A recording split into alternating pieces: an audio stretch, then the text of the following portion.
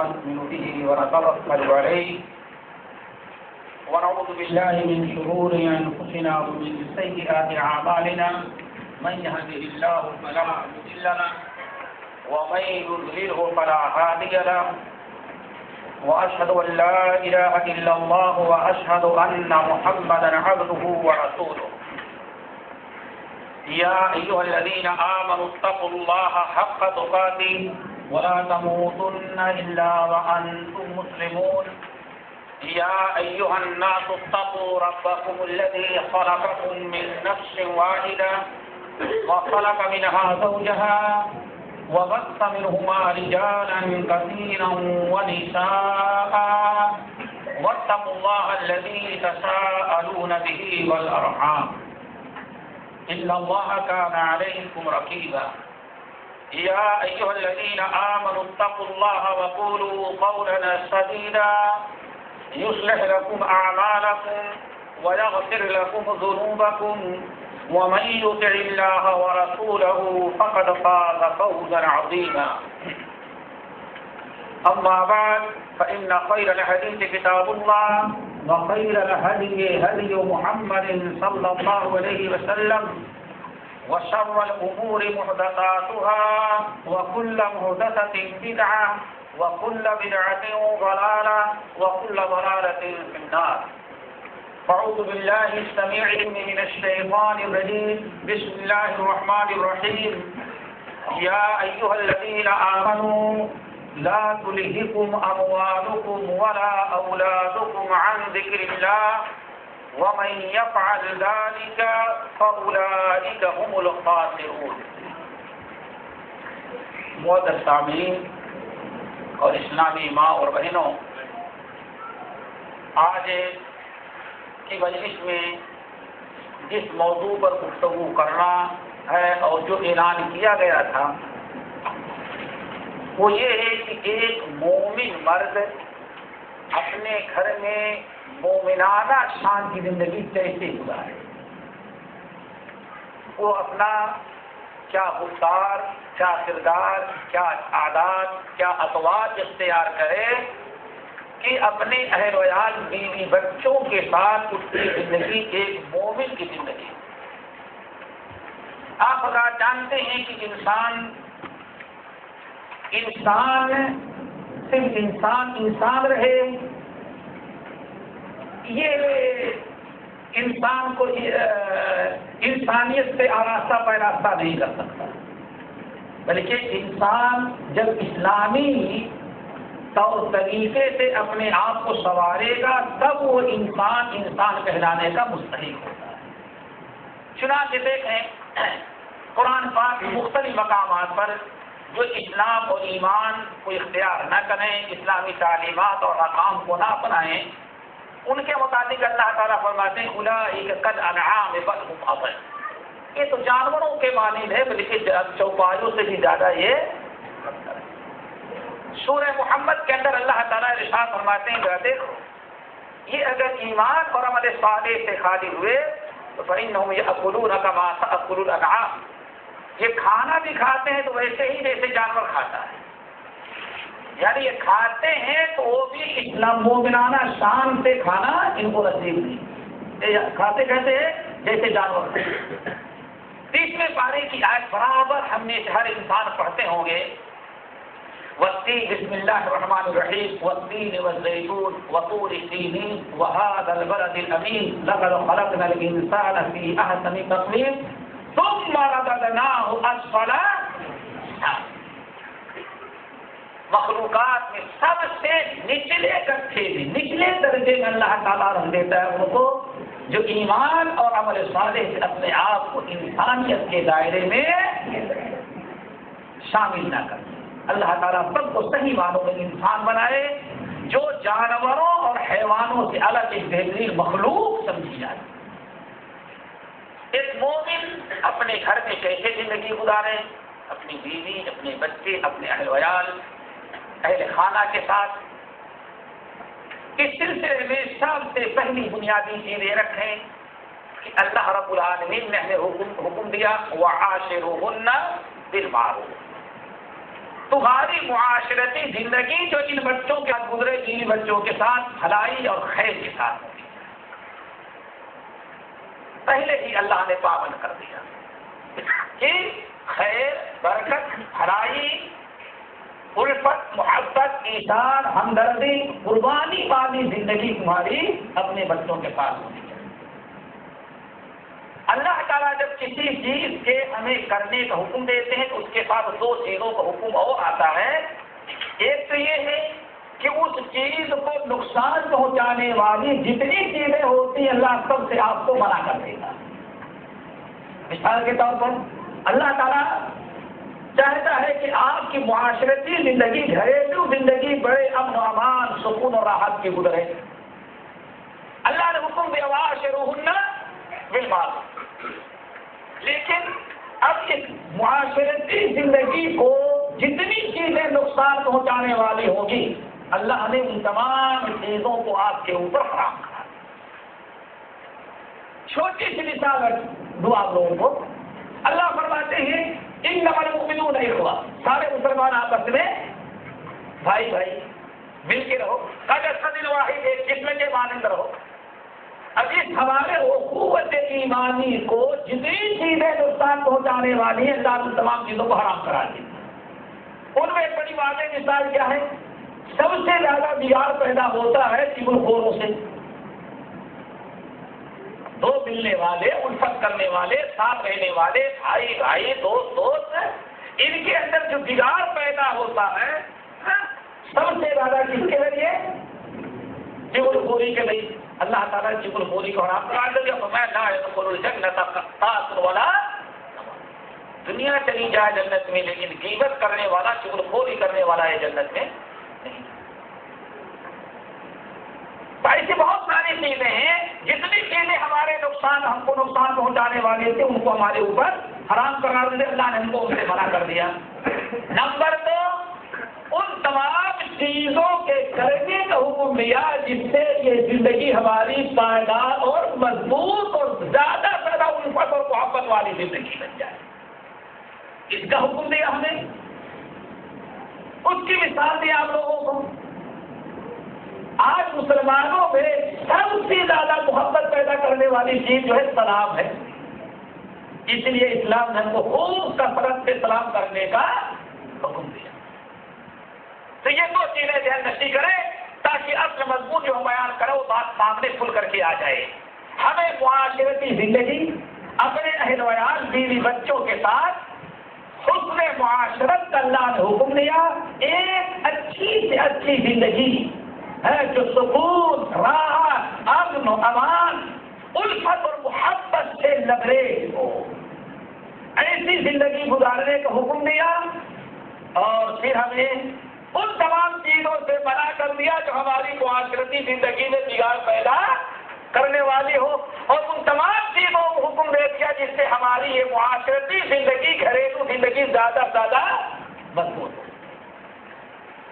اب وہ زندگی کیسے ہونی چاہیے؟ یہ تقریباً ہم نے 15 سے اکٹھا کی ہیں کتاب اللہ سنت رسول کی روشنی میں۔ ہم ان کو بڑے اختصار کے ساتھ بیان کریں گے۔ اللہ تعالیٰ ہم سب کو سننے کے ساتھ عمل کی توفیق نصیب فرمائے۔ پہلی چیز یہ ہے الفت، محبت تو سبھی کو ہوتی ہے، باقی رکھنا ہے۔ سب سے پہلی چیز ہے رفق اور نرمی۔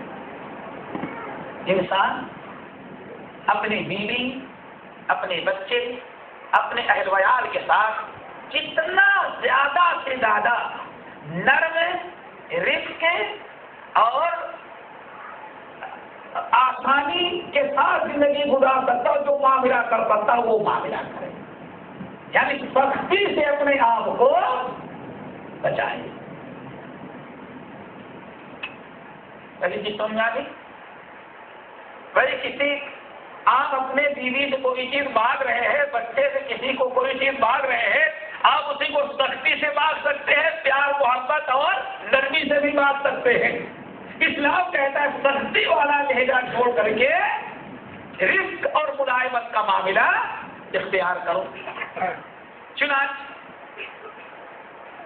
امام حضرت جریر بن عبداللہ رضی اللہ تعالیٰ عنہ روایت کرتے ہیں کہ کہ نبی علیہ السلام نے فرمایا اے لوگوں ان اللہ عز وجل لا یعطی علی الرزق ما لا یعطی علی القرب، اے لوگوں زیادہ سے زیادہ اپنے آپ کو نرم پہلو اختیار کرنے والا بناؤ.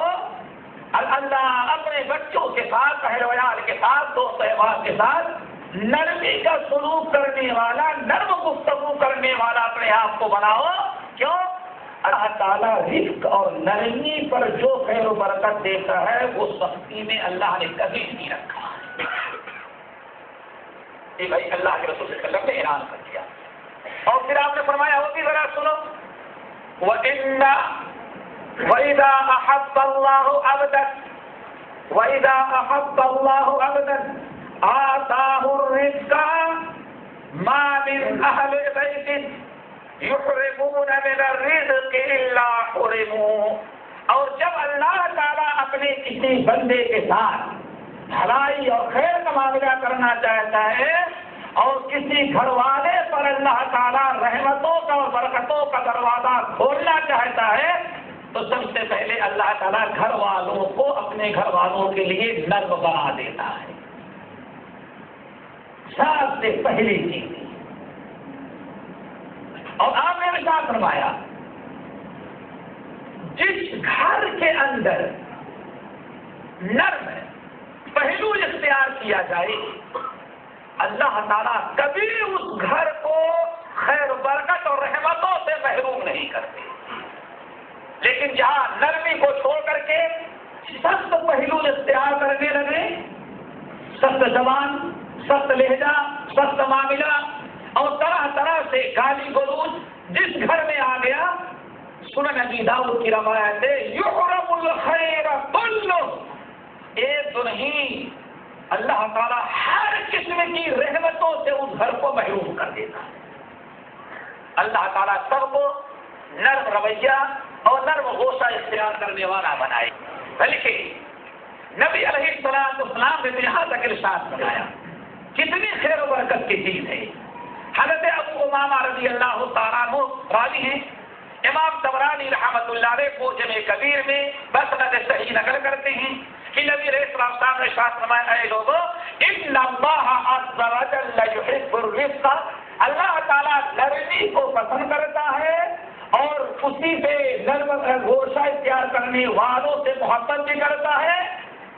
اور بھائی سب سے بڑی برکت کی چیز یہ ذرا سن لو، وَيُعِينُ عَلَيْهِ مَا لَا يُعِينُ عَلَى الْمُلْكِ، جس گھر کا ذمہ دار اپنے گھر والوں کے ساتھ نرمی کا سلوک و برتاؤ اور نرم گوشہ اختیار کرتا ہے، اللہ تعالیٰ اس کو گھر چلانے میں جتنی اس کی مدد کرتے ہیں، سختی کا پہلو اختیار کرنے والوں کی اللہ تعالیٰ کے ساتھ کوئی مدد نہیں ہوا.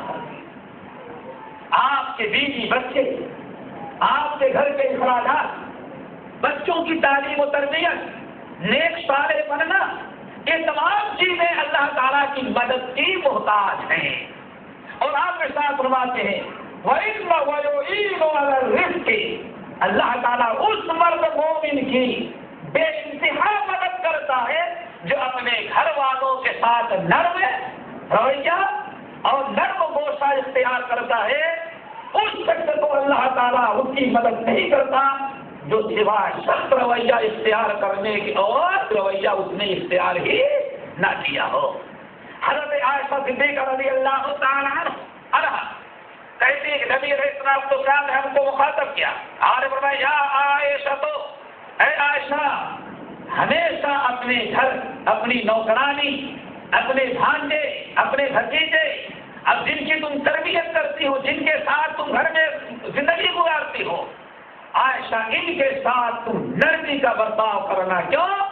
فَإِنَّ اللَّهَ إِذَا أَرَادَ بِأَهْلِ بَيْتٍ خَيْرًا أَدْخَلَ عَلَيْهِمُ الرِّزْقَ. عائشہ یہ نصیحت میں تمہیں اس لیے کر رہا ہوں کہ اللہ تعالیٰ جب کسی گھر کو خیر و برکت سے مالا مال کرنا چاہتا ہے تو اللہ تعالیٰ گھر والوں میں نرمی پہلے بھیجتا ہے، برکتیں بعد میں آتی ہیں. اللہ تعالیٰ سب کو اس پر عمل کی توفیق نصیب فرمائے. بات بڑی لمبی ہو جائے گی، ورنہ نبی علیہ السلام نے موقع پر ارشاد فرمایا اے لوگوں میں تم کو بتاؤں کہ جہنم کن پر حرام ہے اور جنت کن پر واجب ہے؟ صحابہ کرام نے کہا بلا یا رسول اللہ آج کل حی لین سہل، کل حی لین سہل،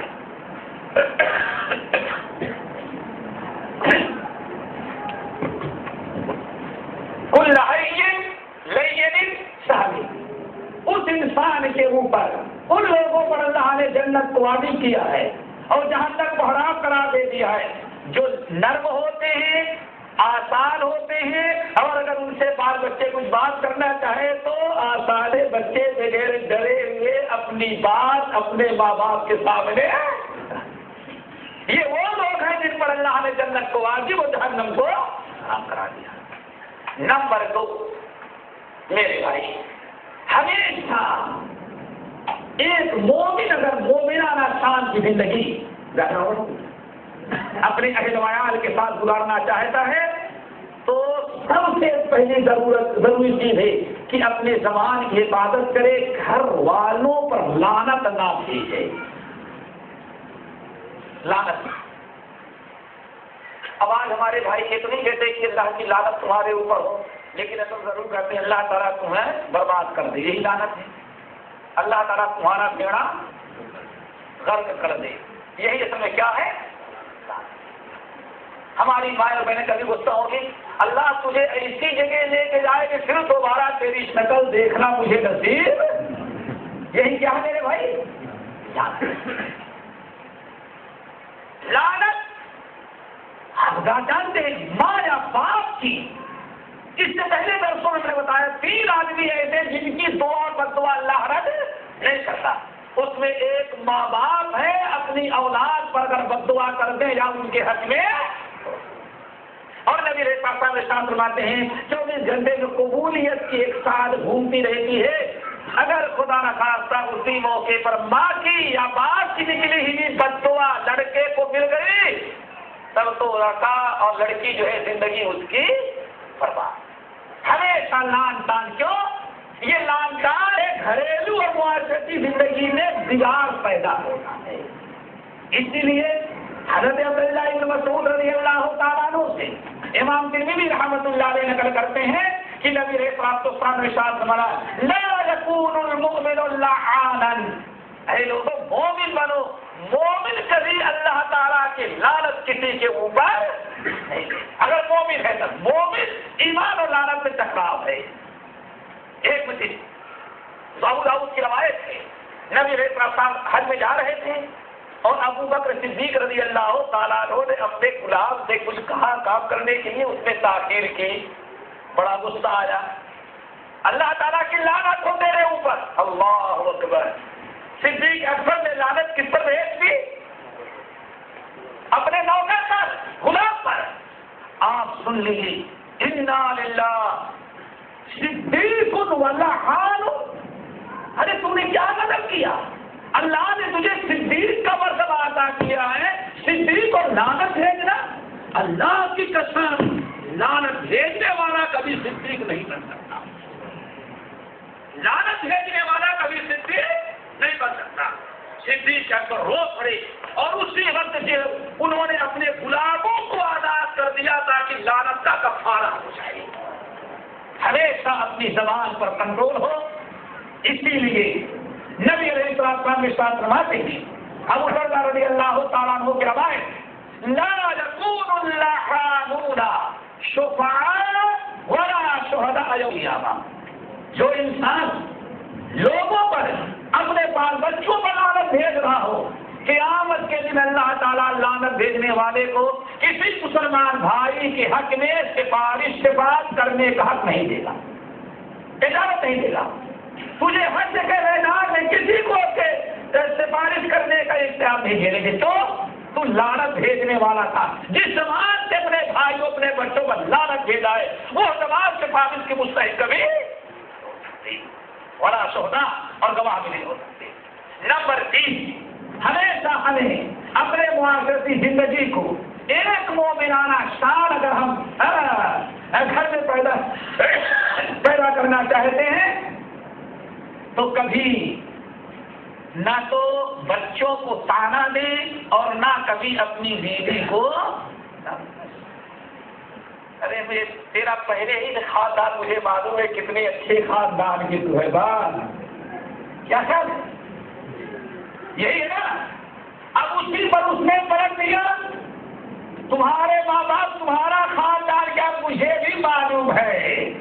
اب نتیجہ کیا نکلے گا آگے جا کر کے طلاق جھگڑے لڑائی. اسی لیے لعنت بھیجنے سے منع کیا گیا. کبھی بھی حضرت عائشہ صدیقہ رضی اللہ تعالیٰ عنہا دار تسلیم نے منع کیا ہے. نبی علیہ السلام کے سامنے بیٹھے ایک اونٹ کا معاملہ تھا. آپ نے فرمایا عائشہ اپنا اونٹ صفیہ کو دے دو.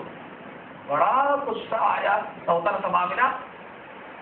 بس تو اللہ کے بس آپ کو تو یہ ناکی ہوتی جو یہودیہ ہے نا وہی آپ کو بڑی پسند ہے. وہ دیکھیں اسی کا گن کھاتے نہیں کہ اللہ اتنا کہا حضرت عائشہ رضی اللہ تعالیٰ نے ذات برادری پر اور ان کے پستہ قد ہونے پر حضرت عائشہ رضی اللہ تعالیٰ نے ذرا چوٹ کر دی. یہودیہ ناٹی کھوٹی ڈیڑھ والی اللہ اتنا کہنا تھا. سنن نبی داؤد کی روایت آج فرمایا یا عائشہ تو عائشہ تمہیں معلوم ہے کہ تم نے کتنی بڑی بات کہہ دی. اللہ کی قسم لقد قلت کلمۃ تو نے تو ایسی بات کہہ دی اپنی ایک مسلمان بہن کو تانا دے کر کے. اللہ کی قسم اگر تمہاری اس بات کو سمندر کے پانی میں ملا دیا جائے تو اللہ ماذا کہتے ہو سمندر کا پانی بھی بدبودار ہو جائے. ہمیشہ تانا تشنی سے. اسی لیے امام بخاری رحمۃ اللہ علیہ الادب المفرد میں ابن حبان حاکم وغیرہ نے عبداللہ ابن مسعود رضی اللہ تعالیٰ عنہ سے نقل کیا کہ نبی علیہ السلام نے ساتھ فرماتے ہیں لیس المؤمن بالطاعان مومن کبھی اپنے گھر والوں پر بیوی بچوں پر پاس پڑوس کے لوگوں پر کبھی تانا دینے والا نہیں ہو سکتا. کیوں؟ اسلام نے تانا زمین کو ہمارے اوپر حرام کرا دیا ہے. تانا زم نہیں ہوتا لعنت بھیجنے والا نہیں ہوتا. مومن مومنانہ شان کی زندگی گزارتا ہے. نمبر 4 بیوی کو مارنے اور زد و خوب کرنا یہ اسلام میں مومن کی شان نہیں بتائی تھی. کیوں؟ حدیث کے اندر آیا کچھ لوگوں نے اپنی بیویوں کو بڑی شکایت کی اللہ کے رسول بس کیا بتائیں جب سے ہمارا ہاتھ اٹھنا بند ہو گیا بیویاں ہماری جو ہے بہت ہی سر پر چڑھ گئی. تو اللہ رسول تھوڑا سا گوشت مالی کی اجازت دے دو تھوڑا سا اجازت دے دے تاکہ دو ہاتھ رکھے سیدھے ہو جائے. اللہ نے رسول نے دے دیا موقع پا گئے اور رات بھر خوب سب لوگوں نے کیا. آپ فجر کی نماز کے لیے نکلے تو اٹھے تو دیکھا کہ ساری گلی عورتوں سے بھری ہے. آپ نماز پڑھ کے لوٹ کے گئے تو پتا چلا عائشہ کا گھر بڑا بھرا ہوا ہے. ازواج مطہرات کے گھر عورتوں سے بھرے ہوئے ہیں. کیا ہوا؟ اللہ رسول مردوں نے بہت ظلم کیا ہمارے اوپر. کیا کیا؟ راحت میں بڑی پٹائی کی آپ نے اجازت دی تھی. نبی علیہ السلام نے بلایا اور اعلان کیا اس موقع پر لوگوں یاد رکھو یہ جنہوں نے رات میں اس طرح سے ان اللہ کی بندیوں کو مارا ہے جس طرح سے انہوں نے ان کی پٹائی کی ہے اللہ کی قسم ایسے لوگ کبھی اچھے انسان نہیں بن سکتے. نبی علیہ السلام نے منع کر دیا کہ اچھے انسان اچھے شوہر اور ایک مومن مرد کی یہ ساتھ نہیں ہے. کیوں؟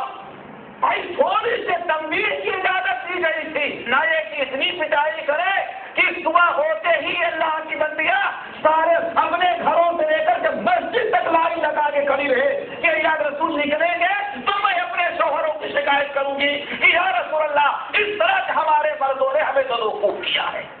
اسی لیے حضرت عائشہ صدیقہ رضی اللہ تعالیٰ عنہ کہتے ہیں اللہ اکبر کہ 23 سالہ زندگی آپ کی کتنی نبوت کی اور نبوت سے پہلے اللہ اکبر 9 بیویاں رکھنے والے نبی صلی اللہ علیہ وسلم باندیاں رکھنے والے کس طرح سے حضرت عائشہ کہتے ہیں اللہ کی قسم ساری زندگی میں نبی علیہ السلام نے کسی عورت کے اوپر ہاتھ نہیں اٹھایا، کسی عورت پر ہاتھ نہیں اٹھایا، یہاں تک کہ کسی نوکرانی اور خادمہ کو بھی نہیں آپ نے مارا۔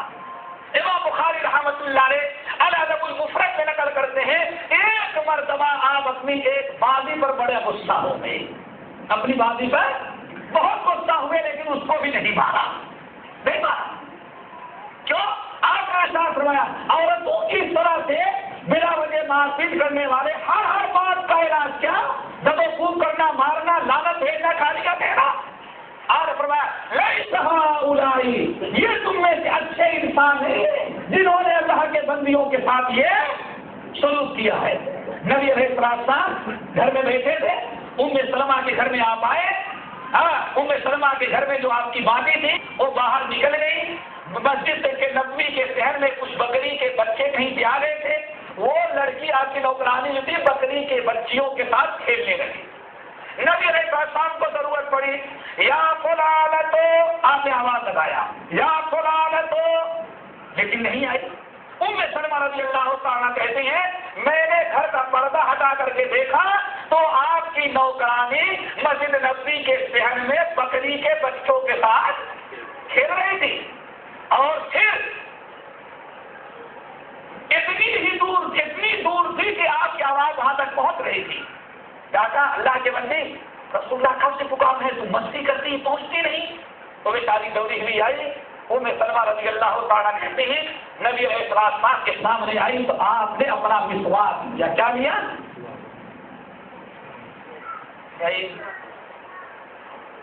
کیا لیا؟ ہاں، مسواک لیا اور اس کو زور سے مارنا چاہا۔ ام سلمہ رضی اللہ تعالیٰ کہتے ہیں کہ بڑے اوپر تک اپنا دستوالا لے گئے کہ اس کو ماریں، لیکن اچانک میں نے دیکھا کہ آپ نے اپنا مسواک رکھ دیا اور فرمایا کیا؟ لولا القبض لاوجعتک بهذا السواد، جاؤ میں نے تم کو معاف کر دیا، اگر قیامت کے دن حساب کتاب کا بدلے کا ڈر نہ ہوتا تو اسی مسواک سے آج میں تیری پٹائی کرتا، لیکن میں اس لیے چھوڑ دے رہا ہوں کہ کہیں ایسا نہ ہو میں تجھے مار دوں اور تیرے جرم سے زیادہ سزا مل گئی، قیامت کے دن اللہ تعالیٰ کے ہاں ہمیں بدلہ دینا پڑے گا۔ آج رضی اللہ عنہ ساری زندگی کسی عورت، کسی خادم، کسی نوکرانی کو آپ نے مارا نہیں، ایک مرتبہ میں نے کہا آپ نے مارنا چاہا لیکن وہ بھی اللہ تعالیٰ کے در سے آپ نے اس کو معاف کر دیا۔ لقد کان لکم فی رسول اللہ اسوۃ حسنہ، اللہ تعالیٰ نے یہی چیز ہمارے اندر بھی پیدا کر دی۔ نمبر 5، ایک خوشگوار ماحول، گھریلو زندگی، ایک خوشگوار زندگی پیدا کرنے کے لیے ضروری ہے کہ ایک مومن مرد اپنی بیوی سے نفرت نہ کرے۔ جہاں نفرت پیدا ہوگی تو کبھی گھر سکون والا گھر نہیں ہوتا۔ اسی لیے حضرت ابو ہریرہ رضی اللہ تعالیٰ عنہ کی روایت، نبی علیہ السلام کی حدیث امام مسلم رحمۃ اللہ علیہ نقل کرتے ہیں، لا یفرق مؤمن مؤمنۃ، اے لوگوں یاد رکھنا کوئی مومن مرد اگر ایمان والا ہے تو اپنی مومنہ بیوی سے کبھی نفرت نہیں کرتا۔ اب ان بھائیوں کا کیا انجام ہوگا، ان کے ایمان، آپ نے کیا فرمایا؟ لا یفرق مؤمن مؤمنۃ ان سخط من کرہ منہا خلقا رضی منہا آخر، ایک مومن مرد اپنی بیوی کی کسی غلطی ہے، اپنی بیوی کے غلطی کی بنا پر نفرت نہیں کرتا۔ مومن ایک مومنانہ شان میں اگر اپنی بیوی کی کسی غلطی کو دیکھتا ہے، کوئی عیب اس میں پاتا ہے تو اس عیب کو چھوڑ کر کے اس کی خوبیوں پر فوراً نگاہ رکھتا ہے۔ ٹھیک ایک عیب ہے لیکن 10 خوبیاں بھی اس کے اندر پائی جا رہی ہیں تو ان 10 خوبیوں کو سامنے رکھتا ہے، ایک عیب کی بنا پر عورت سے نفرت نہیں کرتا۔ ان بھائیوں کا کیا انجام ہوگا جو کہتے بس کیا بتائیں، تمہاری تو ایسی منحوس شکل ہے کہ سامنے آواز آ جاتی ہو تو منہ بھی ہماری ہے نا۔ معاشرے میں کچھ لوگ ایک نہیں 1000 ملیں گے، یہ ایمان کی نشانی نہیں، اس کا مطلب کہ دل ایمان سے، جو آپ کیا فرماتے ہیں، مومن مومن مرد کسی غلطی کی ایک غلطی کی وجہ سے اپنی بیوی سے کبھی نفرت نہیں کرتا. اللہ تعالیٰ ہمیں ان باتوں کو عمل کرنے کی توفیق نصیب فرمائے. نمبر 6، اہل و عیال کے لیے اخلاق، گفتار، کردار کو اچھا سے اچھا بنایا جائے. باہر کمپنی والے سے زیادہ، دوست احباب سے زیادہ اپنے گھر والوں کے لیے اچھا بنائے اپنے آپ کو. باہر دوستوں کے لیے تو بہت لوگ اچھے، چور بھی چور کا بڑا اچھا ساتھی رہتا ہے. سارے پاکٹ مار بڑی دوستی کوئی کمی نہیں ہوتی. لیکن آپ نے ایک بات فرمایا، سب سے زیادہ ضروری ہے کہ تم اپنے گھر والوں کے لیے اچھے بن جاؤ.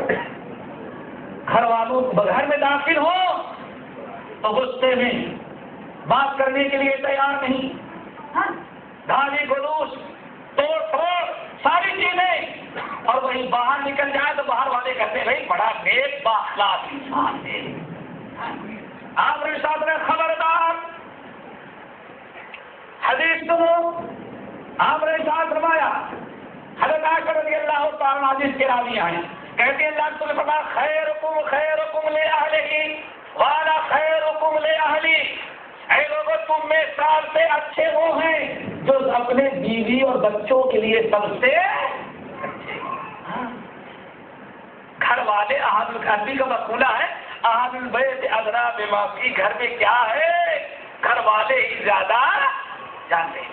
اسی لیے کہا جاتا ہے ایک انسان کتنا اچھا کتنا برا ہے اس دنیا میں سب سے زیادہ اس کی خوبیوں برائیوں کو اس کی بیوی جانتی ہے. کیوں؟ دل میں ہزار مسئلے کھڑے ہوتے ہیں بیوی کے ساتھ.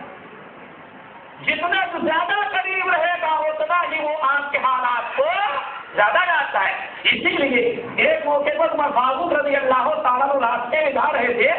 ایک کیس ان کے سامنے آیا، مدعی مدعا ہے. مدعی نے کہا کہ ہمارے فیصلہ کیجیے. عمر فاروق رضی اللہ تعالیٰ عنہ نے کہا کہ گواہ نہ ہو. چلا گیا، 2 آدمی کو پکڑ کے لایا، خواندہ داہیاں دیندار. عمر فاروق رضی اللہ تعالیٰ عنہ کو سمجھ ان کی گواہی دو گے؟ ہاں. ہر صاحب تمام ہو، کبھی تم ان کے ساتھ رہ چکے ہو، ساتھی کے حالات کو بہتر جانتا ہے. کہا نہیں. کہا ہر جاور تمام ہو، چلو امیر کبھی اس کے پڑوس میں تھے. کہا نہیں. کہا ہر سافر تمام ہو، کبھی اس کے ساتھ سفر میں تھے. کہا نہیں. کہا ہل آمن تمام ہو، کبھی اس کے ساتھ تو نے لین دین کا معاملہ کیا. کہا نہیں. کہا پھر گواہی کیسے دے گا؟ معلوم پڑتا ہے تو نے اس کی شکل دیکھ لی، دیندار کی نظر آ رہا ہے، اس کو سچا سمجھ رہا ہے. ایسا معاملہ نہیں ہے. جب تک آدمی کسی کے ساتھ نہ ہو، معاملہ نہ کرے، مصاحبت اختیار نہ کرے، پڑوس میں نہ رہے، تب تک اس کے حالات سے واقف نہیں ہوتا. اسی لیے کہا جاتا ہے زوجین میں میاں بیوی اس دونوں کے بارے میں ہے کہ ہر ایک ان میں سے دوسرے کے حالات کو خوب اچھی طرح سے جانتا ہے. اب جو اپنے بیوی بچوں کے لیے اچھا ہوگا تو دنیا میں سب کے لیے اچھا، اور انشاءاللہ اوپر والے کے ہاں بھی اچھا ہوگا. لیکن نیچے والوں کے لیے، اپنے گھر والوں کے لیے اچھا ہوگا سب. آپ نے ساتھ فرمایا ہے تو عائشہ یہ میرا پیغام لوگوں کو پہنچا دو کہ خیرکم لأہلہ. باہر تم کیسے رہتے ہو؟ دوست کہتا ہے بڑا اچھا ہمارا دوست ہے، یہ معاملہ نہیں ہے. ہم اس کو اچھا نہیں سمجھتے. خیرکم لأہلہ، تم میں سب سے اچھا وہ ہے جو اپنے گھر والوں کے لیے اچھا ہو. میں سن لو، وانا خیرکم لأہلی، اور میں تم تمام لوگوں میں سب سے اچھا اپنی بیویوں کے لیے ہوں، اپنے گھر والوں کے لیے ہوں. حضرت عائشہ رضی اللہ تعالیٰ کے دوسرے آپ نے ساتھ میں اے لوگوں ان من اکبر المؤمنین ایمانا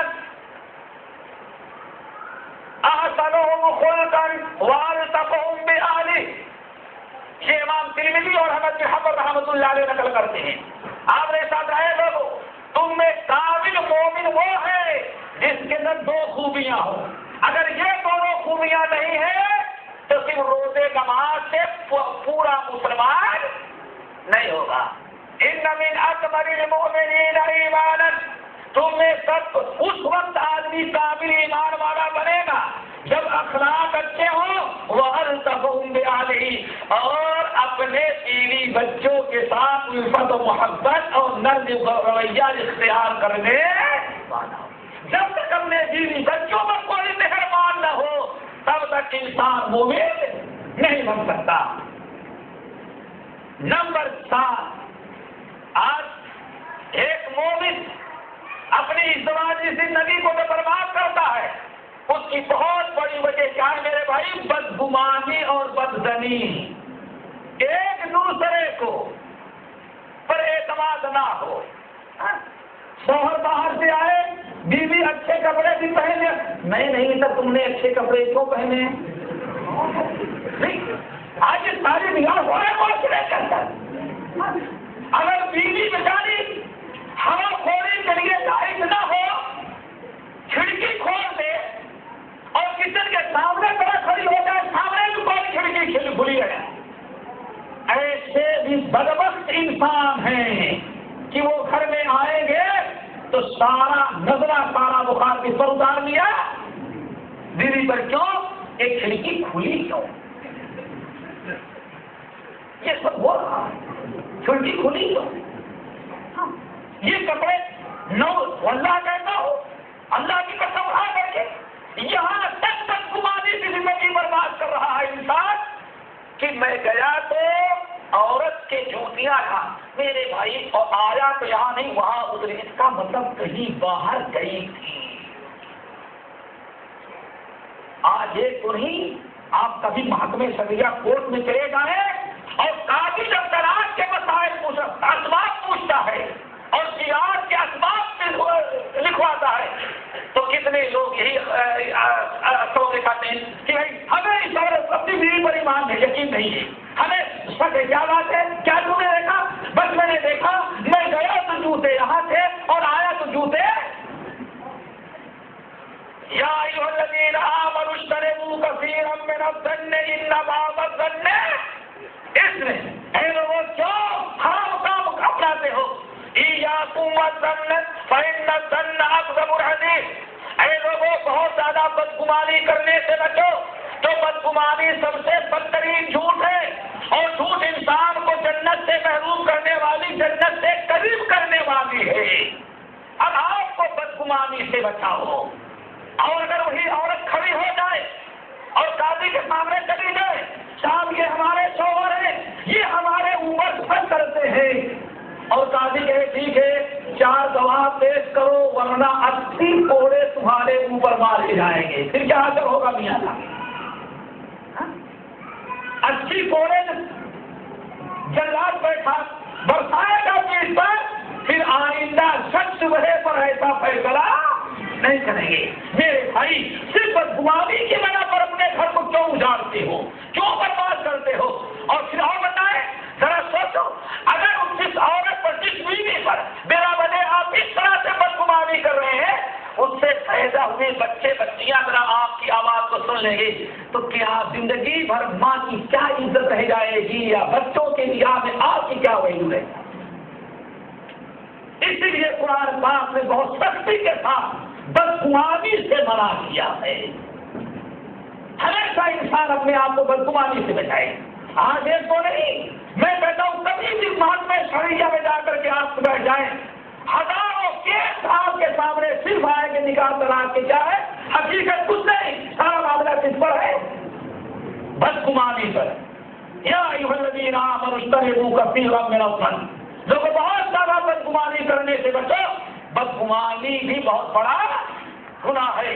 اللہ تعالیٰ سب کو بدگمانی سے بچائے. نمبر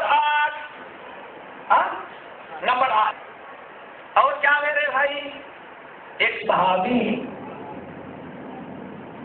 حدیث بڑی طویل قسم کھا لیے، میں تو رات بھر تہجد کی نماز پڑھتا رہوں گا. کیا کرتا رہوں گا؟ تہجد کی نماز پڑھتا رہوں گا. اللہ سے خبردار، یہ میری سنت نہیں ہے. میری سنت ہے میں نکاح کرتا ہوں، بیویوں کا حق ادا کرتا ہوں، ہمارے حص میں سوتا بھی ہوں، تہجد کی نماز بھی پڑھتا ہوں، روزہ بھی رکھتا ہوں. ٹھیک ہے نا؟ ایک صحابی مسجد ہی کو پکڑ لیے تھے، شادی کے بعد ابھی پتہ ہی نہیں کہ بیوی کا کمرہ کہاں ہے، بڑے نیک تھے، باپ نے جا کے شکایت کر اللہ رسول بیٹے کو کہتے اتنی عبادت نہ کرے، شادی کر کے رکھ دی، بہو اکیلے گھر میں رہتی، اللہ کا بندہ مسجد سے فرصت ہی نہیں پاتا، رات بھر تہجد پڑھتا، اسی میں کیا کرتا ہے یہ روزہ رکھتا ہے، ذرا پابندی لگائیں، اتنی عبادت نہ کرے، بلکہ بیوی بچوں کا بھی حق ہے، اللہ رسول نے ان پر بھی پابندی لگائی، ہاں ان پر بھی پابندی لگائی۔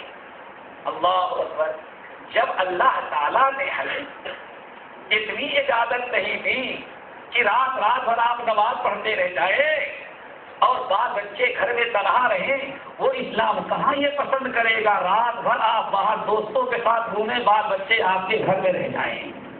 عبادت کی بھی اجازت نہیں ہے، گھومنے کی اور سیر سپاٹے کی اجازت کہاں سے آپ کو مل جائے گی؟ نبی علیہ السلام نے عشاء کے بعد قصہ گوری تماشا بیوی سے منع کیا ہے، آپ نے فرمایا صرف مسافر بات کرے یا شوہر اپنی بیوی بچوں کے ساتھ بات کرے، اس کے علاوہ یا کوئی دین کا معاملہ ہو دینی گفتگو کرے، اس کے علاوہ کوئی بات نہیں کرنی چاہیے، بہتر ہے کہ گھر میں بیٹھے اپنے بیوی بچوں کے ساتھ زندگی گزارے۔ پھر یہ رات رات بھر کمرہ بیوی الگ کمرے میں، بچہ دوسرے کمرے میں، اور مسٹر جو ہے تالا لگا کر کے انٹرنیٹ سے جڑے ہوئے ہیں، کیا اثر ہوگا؟ یہ اچھا ہو رہا ہے کہ برا ہو رہا ہے؟ اب بیوی کی شکایت نہیں ہوگی، اختلاف نہیں ہوگا، اور پھر کمپنی والا کیا کہے گا، نیت باتیں واپس سے تو سوتے رہتے ہو، کیوں؟ ساری رات انٹرنیٹ پہ لگا ہوا تھا، سمجھ گئے نا؟ نہ بیوی کا حق ادا کیا، نہ بچوں کا حق ادا کیا، اور نیند پوری نہیں ہوگی، اب آفس میں جائے گا تو بیٹھے بیٹھے وہ سوئے گا۔ کمپنی والوں کے ساتھ خیانت، معصوم بچوں کے ساتھ ظلم، بیوی کی حق تلفی، اس کے باوجود انسان مومن بنا ہوا ہے۔ میرے بھائی، جب رات رات میں تہجد پڑھنے کی اجازت نہیں ہے تو انٹرنیٹ اور ٹی وی اور کسی اور پر بیٹھنے کی اجازت کسی کو ہو سکتی ہے؟ ان تمام چیزوں نے ہمارے اندر جو نفاق شکاف اختلاف پیدا کیا ہے، میاں بیوی کو جو لڑائیاں ہے، گھر میں جو اختلاف ہے، اس کے بہت بڑے اسباب میں سے ایک سبب یہ بھی ہے۔ اپنے آپ کو بڑا سوچو، عبادت سے اللہ کے رسول نے روکا، لیکن آج شیطان نے ہمیں اپنی عبادت میں ایسا مجبور کر رکھا کہ سارے حقوق بچوں اور بیوی کے ختم ہو گئے۔ نبی علیہ السلام نے پوچھا عقبہ ابن عامر رضی اللہ تعالیٰ عنہ نے، یا رسول اللہ من نجا، مومن کو کیسے نجات مل سکتی ہے؟ تو آپ نے ساتھ فرمایا مومن 3 کام کرے گا تبھی اس کو نجات ملے گی۔ اللہ ان تینوں چیزوں کو عمل کرنے کی توفیق نصیب فرمائے۔ نمبر 1، املک علیک لسانک، اگر اے عقبہ تم نجات چاہتے ہو جہنم سے، عذاب قبر سے، اور قیامت کے دن جنت چاہتے ہو تو سب سے پہلے املک علیک لسانک، اپنی زبان کی حفاظت کر۔ نمبر 2، ولیسعک بیتک، اپنے بیوی بچوں کو تو کافی سمجھ، اپنے گھر کو اپنے لیے کافی سمجھ، باہر گھومنا ٹہلنا، بیوی بچوں کے حقوق کو ختم کر کے ان کو چھوڑ دو اور اپنے گھر میں زندگی گزار، بچوں کو اور بیوی کو وقت دے، اپنے گھر میں تو رہے۔ اور نمبر 3 وب کے علاقیت، نجات چاہتا ہے تو اپنے گناہوں کو یاد کر کے رونا۔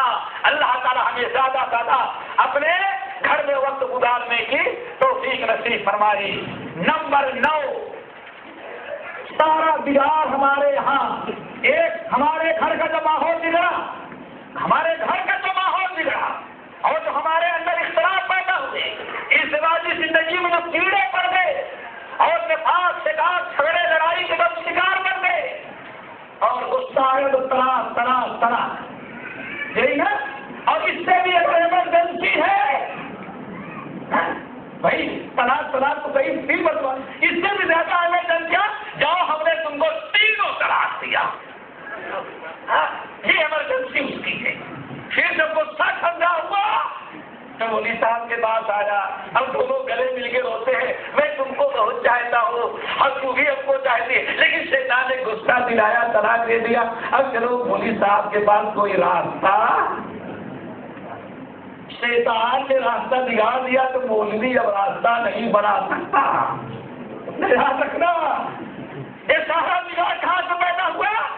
غصے سے. کس سے؟ غصہ. اسی لیے ایک مومن اگر اپنے گھریلو زندگی کو اور معاشرتی زندگی کو خوشگوار ایمان والی زندگی چاہتا ہے اور مومن بن کر کے رہنا چاہتا ہے تو ضروری ہے کہ اپنے غصے پر وہ قابو پائے. حضرت امام بخاری رحمۃ اللہ علیہ نقل کرتے ہیں ابو ہریرہ رضی اللہ عنہ کہتے ہیں ایک سایہ کہنے لگا یا رسول اللہ اتنی مجھے ذرا کچھ وصیت کریں. اور ترمذی کی روایت کیا ہے؟ یا رسول اللہ اتنی بڑا تفصیل لیا ذرا وصیت نصیحت تو کریں لیکن زیادہ نہیں بہت مختصر ہونی چاہیے. نصیحت بھی ہو تو اس کے پسند کی ہو. اتنی بڑا تفصیل لیا آپ نصیحت کریں لیکن مختصر ہو بڑی نہیں ہونی چاہیے. آج لا تغضب اگر چاہتے ہو کہ ایسی نصیحت کروں جو بالکل مختصر ہو تو لا تغضب خبردار کبھی غصے سے کام نہ لینا. غصہ آئے تو غصے کو پی جانا. آج نکاح طلاق اور ازدواجی زندگی میں اور ہم کو یہ کہتے ہیں ساس اور بہو میں بیٹے اور باپ میں بہن اور بہنوئی میں آج بہت سارا اختلاف و جھگڑے لڑائیوں کی بنیاد جو ہے وہ صرف جذباتی غصہ ہے. انسان کو جب غصہ ٹھنڈا ہوتا ہے تو سوچتا ہے بس غصے میں آگے کر ڈالا ورنہ کبھی اس کا ارادہ. اب غصہ آتا ہے تو دیکھو گے تو آدمی پستول لے کے جاتا ہے بڑے بھائی کو اڑا دیتا ہے. بنتا رہتا ہے تعلیم ہاسپٹل کے اندر. یہ ساری چیزیں کیوں ہوتی ہے بھائی؟ غصہ آج میں لاتا قدم خبردار غصہ نہیں کرنا. حضرت ایک صحابی ہے کہنے کے یا رسول اللہ اور اس نے مجھ کو وصیت کرے. آج میں لاتا قدم چلا گیا پھر دوبارہ آیا ادھر سے پھر سوچا کہ اللہ بھول گئے ہوں گے پھر دوبارہ کیوں. ہماری ماں بھی منع کرتی تو غصہ نہیں ہو رسول اللہ سن لے نصیحت کی تو کون سے بہت بڑی کی کوئی بڑی نصیحت جو نبی کے سایہ میں شان ہوتی. پھر پلٹ کر کے یا رسول اللہ آپ کچھ وصیت کریں. آج میں لا تغضب غصہ نہ کرتا. پھر پلٹ کر کے آج لا تغضب کہتا ہے میں جتنی مرتبہ آیا اللہ کو نصیحت کریں آپ نے ہم کو ایک ہی نصیحت کی غصہ نہ کرنا. کہتی کہ بار بار اللہ رسول نے غصے سے روکا تو میں سمجھ گیا کہ ہاں یہ غصہ ہے کوئی بڑی خطرناک چیز. اسی لیے اللہ رسول ہمیں بار بار وصیت کہتا اللہ کی قسم اسی وقت سے میں اٹھا اور زندگی میں تجربہ کرنا شروع کیا کہ آخر اللہ رسول نے بار بار ہمیں غصے سے کیوں منع کیا. فوجدت الشر كلها في الغضب. تو صحابہ رسول کہتے لوگوں سن لو اللہ کی قسم میں نے سال تجربہ کیا کہ ساری برائیاں اللہ تعالیٰ نے غصے میں رکھی ہیں. اسی لیے اللہ رسول نے ہمیں غصے سے بار بار منع کیا. حضرت عبداللہ بن عمر رضی اللہ تعالیٰ عنہ کہتے ہیں ایک شخص دوڑا ہوا آیا یا رسول اللہ ما تباعدنی من غضب اللہ. ہمیں تو اللہ کی غضب سے بڑا ڈر لگتا ہے تو کوئی ایسا عمل ہم کو بتائے کسی عمل کے کرنے سے ہم غضب الہی سے بچ جائیں. آج خدا اگر تو اللہ تعالیٰ کے غضب سے بچنا چاہتا ہے تو لا تغضب تو کسی پر غضب غصہ نہ کر. اللہ تعالیٰ تو اگر لوگوں کے ساتھ غصہ نہیں کرے گا تو اللہ تعالیٰ بھی تیرے ساتھ کبھی غصہ. اللہ اکبر. اللہ تعالیٰ سب کو غصے سے بچائے. ایک صحابی ہے کہنے لگے یا رسول اللہ دلنی علی عمل یدخلنی الجنہ. آپ ہمیں کوئی ایسا عمل بتا دیں جس عمل کے ذریعے میں جنت میں پہنچ جاؤں. آج ہمیں لا تغضب غصہ نہیں کرنا وَلَكَ الْجَنَّةُ. اگر غصہ نہیں کرو گے تو تیرے لیے جنت کے دروازے کھلے ہوں گے. اللہ تعالیٰ سب کو غصے سے بچائے. بھائی سارے مفاسد گھروں میں جو پیدا ہو رہے ہیں مومنوں کی زندگی گھریلو زندگی میں غیروں کی زندگی بن جاتی ہے صرف برابر کی مومن اپنے بال بچوں کے ساتھ غصے سے کام لیتا ہے اور غصے پر قابو نہیں پاتا. اللہ تعالیٰ ہم سب کو عمل کی توفیق نصیب فرمائے. نمبر 10 کوئی لکھ رہا ہے یاد کر رہے ہیں. نمبر 10 بھائی بہت بڑی چیز ہے. ذرا اللہ تعالیٰ باہر سے آئے گی حضرت وہ اتنا بڑا پھولا ہوگا کیا کہتے ہیں؟ بالکل بیلون بنا ہوا. کیا بات ہے؟ بس بات نہ کرو. بیوی کیا کرے گی بیچاری؟ بچہ چلو بھاگو یہاں سے. کیا بات ہے بھائی؟ بڑا ٹینشن ہے آج کل. کیا ہے؟ ان کو بڑا ٹینشن ہو گیا ہے. کیا ہے؟ کاروبار، کہیں بچوں کی فیس، کہیں بچوں کی تعلیم، کہیں اس کا بہت ساری چیزیں انسان کی ٹینشن میں. یہ ٹینشن کیوں لیتا ہے بھائی؟ ٹینشن آپ کا کسی اور پہ ہو اور غصہ نکالے خدمت گزار بیوی اور معصوم بچوں کے اوپر، شادی بنائیں ان کے اوپر آئیں، تو ٹینشن کا کیا علاج ہے؟ وہ بھی درخت میں بڑی پیاری چیز ہے بھائی. کبھی کوئی ٹینشن نہیں رہے گا اگر اس حدیث پر عمل کرنے لگے تب. حضرت ابو ہریرہ رضی اللہ تعالیٰ عنہ ارشاد فرماتے ہیں کہ اللہ کے نبی نے ارشاد فرمایا اے مومنو ان المؤونۃ تأتی من اللہ علی قدر المؤونہ وان الصبر لیأتی من اللہ علی قدر المصیبہ. بڑی پیاری روایت ہے. سارا ٹینشن انسان کا ختم ہو جائے گا. آپ نے کیا ارشاد فرمایا؟ اے لوگوں خبردار ان المؤونۃ تأتی من اللہ علی قدر المؤونہ. بچے زیادہ ہو جائے، مہنگائی بڑھ جائے، مکان کا کرایہ بڑھ جائے، پٹرول کا پیسہ، پٹرول کی قیمت بڑھ جائے، اب 24 گھنٹے ٹینشن میں رہنا تو بچوں پر اپنا نزلہ نہیں اتارنا. کیوں؟ اللہ اکبر. ان المؤونۃ تأتی من اللہ علی قدر المؤونہ. جتنے تمہارے اخراجات بڑھتے ہیں اللہ تعالیٰ ویسے ہی تمہارے رزق کا انتظام بھی اسی حساب سے کر دیتا ہے. ساری کچھ مشکلات تھا نہیں. اور اس کی ایک مثال ہم دیتے ہیں بھائی. ابھی میں نے درس میں دیا، ہمارے بھائی بیٹھے ہوئے ہیں، آج سے اگر کہیں 30 سال 40 سال قبل انہوں نے اپنے وطن میں 2000 کلومیٹر کا سفر بھی ٹرین میں کیا ہوگا تو ہو سکتا ہے 10-20 روپے میں کر ڈالا ہو. کیا کہہ رہے بھائی؟ آمدنی کتنی ہو رہی ہوگی؟ بڑی تنخواہ رہی ہوگی نا 50 روپے. ٹھیک ہے نا؟ 50 روپے پاتے رہے. کیوں؟ اس وقت کرایہ کتنا دینا پڑتا تھا؟ صرف 10. اور ابھی زندگی میں جہاں 10 کا کرایہ دیتے تھے ممکن ہے 1000 میں بھی وہ سفر طے نہ ہو رہا ہو. تو آج یہ وہی اگر کماتے ہوں گے تو اللہ تعالیٰ نے ان کے 10,000 کا انتظام کیا ہوگا. کیا کہہ رہے آپ؟ ہر آدمی تجربہ کرے، ہر آدمی تجربہ کرے. آپ نے ساتھ فرمایا اے لوگوں بچے زیادہ ہونے لگے، رشتے دار زیادہ بڑھنے لگے، کوئی بہن بیوہ ہو کے گھر بیٹھ جائے اور کوئی بھائی کا انتقال ہو جائے، بھتیجوں اور بھتیجے بھتیجوں کی ذمہ داری تمہارے اوپر آ جائے تو کبھی یہ نہ کہنا آ گئی ہمارے اوپر اب مصیبت. یہ کہتے ہیں نا تو بڑے مشکل میں پھنس گیا. کبھی یہ نہیں سوچنا. کیوں؟ اگر تمہاری ذمہ داری بڑھ رہی ہے تو اللہ تعالیٰ کے رسول کیا فرماتے ہیں؟ ان المؤونۃ تأتی من اللہ علی قدر المؤونہ. آدمی کی ذمہ داری جتنی بڑھتی ہے اسی حساب سے اللہ تعالیٰ اس کو خرچہ بھی دیتا ہے. اس کے رزق کا انتظام بھی اللہ تعالیٰ ویسے ہی کرتا ہے. اور چھوٹی سی مثال تھی، آج بڑا ترقی یافتہ دور ہے نا. آپ کے والد کیا کیے ہوں گے؟ ماشاء اللہ ماں بھی رہی ہوگی. نہ ماں کو کبھی ڈاکٹر کے یہاں جانے کی ضرورت، نہ باپ کو کبھی جانے کی ضرورت. شاید کہ قبرستان تک پہنچ گئے ہوگے، کبھی پہلا ڈول کھانے کی نوبت بھی نہیں آئی ہوگی. ماشاء اللہ. اور گھر میں بچے کتنے؟ 8-9 بچے ہوں گے تو 2 بیٹیاں ہوگی. ماشاء اللہ 10 بچے. کیا بات ہے؟ آپ کو انہوں نے لکھایا بھی، پڑھایا بھی، سب کچھ.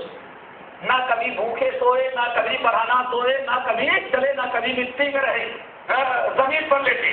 الحمدللہ عزت و شرافت کی زندگی گزارے. اور تھے کیا بیچارے؟ کسان آدمی. کیا تھے؟ کوئی پڑھے لکھے بھی نہیں تھے. جب پوچھا جائے کتنا تو کہتے تھے 5 20. اگر یہ بھی اتنے بیچارے بھولے بھالے تھے 100 نہیں جانتے تھے. کیا کہتے تھے؟ 40 سے تو 40 سے بن کے کیا 2 20. کیا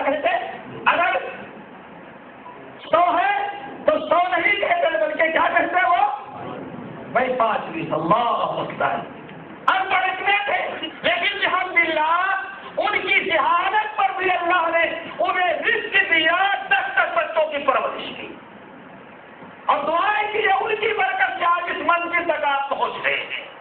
لیکن آج لوگ سے آگے بڑھ جائیں گے تو خرچہ کہاں سے کیا خیال ہے پتہ ہی چلا بغیر بینک سے لون لیے مکان بھی نہیں بنا پا رہا ہے آگے جیسے اللہ تعالیٰ سے تم نے توقع رکھی معلوم پڑا تم کھلانے والے ہو تم انتظام کرنے والے ہو اسی لیے 2 بچے رہتے ہوئے بھی ماں باپ دونوں پریشان باپ بیچارہ صرف ڈیوٹی کرے اور بیوی سوچتی ہے بچوں کی فیس بڑھ گئی ہے تو شوہر کے تنخواہ سے کام نہیں چلے گا اس لیے چلو ہم بھی گھر میں کچھ ٹیوشن کریں وہ بیچاری الگ سے پریشان اور میرا کہنے باپ نے 10 بچوں کو لکھایا پڑھایا تربیت کی کیوں وہ سمجھتے تھے کہ رزق کا انتظام کون کرتا ہے اللہ. معاملہ یہ تھا آپ ایسا رزق آتا ہے تمہارے ضرورت کے مطابق اگر کم ضرورت ہے تو کم آتا ہے اور زیادہ ضرورت پڑنے کو اللہ تعالیٰ زیادہ دیتا ہے. الحمدللہ اس حدیث کے مطابق یقین تھا تو اللہ نے ساری ضرورتیں ان کی پوری کی دنیا سے چلے گئے کسی کا قرضہ بھی دن میں نہیں. اور آج ہم سب سے ہم اتنے کر دے کہ اگر کہیں ملک الموت آ گئے تو پتا چلا کہ بینک والوں نے گھر بھی قرضہ کر دیا کیوں بھائی اتنا بینک سے لون لیا تھا میرے بھائی. اس لیے ٹینشن والا جو چکر آپ کا ہے یہ ہم نے اپنے سے بول دے رکھا ہے. اللہ تعالیٰ کی ذات پر توکل ہوتا بھروسہ تو شاید یہ پریشانیاں ہم کو نہ آتی. اللہ تعالیٰ سب کو توکل کی نصیب فرمائے. نمبر 11 خسارے سے بچیں. مومن کی شان ہے کہ خود بھی خسارے سے بچے اور اپنی اولاد اور اہل ویال کو بھی خسارے سے بچائے. وہ کیا ہے خسارہ؟ یا ایھا الذین آمنوا لا تلہکم اموالکم ولا اولادکم عن ذکر اللہ. ایمان والو خبردار تمہارا مال تمہاری اولاد تمہارے کاروبار کبھی بھی اللہ تعالیٰ کی یاد سے تمہیں غفلت میں نہ ڈال دیں. اللہ تعالیٰ کی فرما برداری شریعت کی پابندی اور دین پر چلنے میں کبھی تمہارے اولاد تمہارے مال رکاوٹ نہ بن جائے. کیوں؟ وَمَن يَفْعَلْ ذَلِكَ فَأُولَٰئِكَ هُمُ الْخَاسِرُونَ.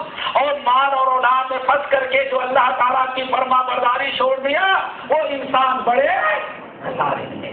آپ کی بہت بڑی ذمہ داری ہے محض مومن ہونے کے کہ آپ گھر میں رہتے ہیں بیوی کو جہنم سے بچانا اور اولاد کو جہنم سے بچانا یہ ذمہ داری اللہ نے آپ کے اوپر ڈالی ہے. لیکن آج ہم سب کچھ سوچتے ہیں پیدا ہوتے ہی سب سے پہلے مسلمان آج بینک میں اپنے بچوں کا اکاؤنٹ کھولتا ہے. پیدا ہوتے ہی سب سے پہلے بیٹی کے نام کا اکاؤنٹ کھولتا ہے. کیوں؟ بھائی تھوڑا جمع کرتے رہیں گے جب تعلیم کے لائق ہوں گے تو ہمیں خرچے کی کوئی پریشانی نہیں ہوگی. بچی بڑی ہوگی تو شادی میں کام آئے گا اور کیا آئے گا 10,000 جمع کیا تو 30,000 ہم کو مل جائے گا. یہی طریقہ بنایا رکھا ہے نا. یعنی اتنی فکر ہے لیکن جہنم سے بچانے کی کتنی فکر اولاد میں وہ سوچو. آپ کی ذمہ داری ہے کھلانے پلانے کا کہیں بڑی ذمہ داری ہے. بینک بیلنس کرنے کی بڑی ذمہ داری ہے کہ ان کو جہنم سے بچاؤ خود اپنے آپ کو جہنم سے بچے. اگر مومن شوہر ہے اور مومن باپ ہے تو اس کی سب سے بڑی ذمہ داری گھر کے اندر ہی ہوتی ہے. یا ایھا الذین آمنوا قوا انفسکم واہلیکم نارا. ایمان والو خود اپنے آپ کو جہنم سے بچاؤ اور اپنی اولاد کو بھی جہنم سے بچاؤ. کہیں ایسا نہ ہو قیامت کے دن ہم اپنی اس ذمہ داری کو جو 11 نمبر میں بتا رہا ہوں اس کو چھوڑ دیں لاپرواہی کریں اور قیامت کے دن بڑا خسارہ اٹھانا پڑے. یہ سورہ زمر آیت نمبر 15 اور 16 جانے کے بعد ذرا ان کو دیکھیے گا.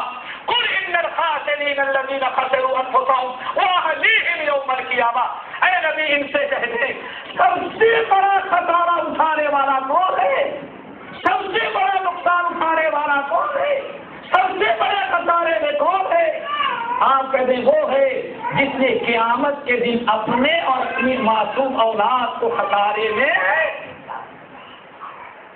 سب سے بڑا خسارہ یہ ہے کہ قیامت کے دن ماں باپ اپنی بیوی بچوں کو خود بھی خسارہ اٹھائے، جہنم میں جائے، اور اپنے ساتھ اپنے بیوی بچوں کو بھی لے کر کے جائے، اور کتنا بتا رہا وہ بھی سنو، الا ذالک هو الخسران المبین، اے لوگوں یہی سب سے بڑا کھلا ہوا خسارہ ہے کہ قیامت کے دن انسان خود بھی جائے جہنم میں اور اپنے بیوی بچوں کو بھی لے کر کے جائے، اور جہنم میں جانے کے بعد کون سی جہنم؟ لهم من فوقهم ظلل من النار ومن تحتهم ظلل۔ اس ظالم باپ نے اپنے بچوں کے ساتھ اپنی بیوی کے ساتھ اتنی دغابازی کیا، ظالم خود بھی جہنم میں اور اپنے بیوی بچوں کو بھی ساتھ میں لے کے گیا۔ پھر لهم من فوقهم ظلل، جہنم میں جہاں کھڑا کیا جائے گا، اللہ فرماتے جہنم کے آگ کی چھت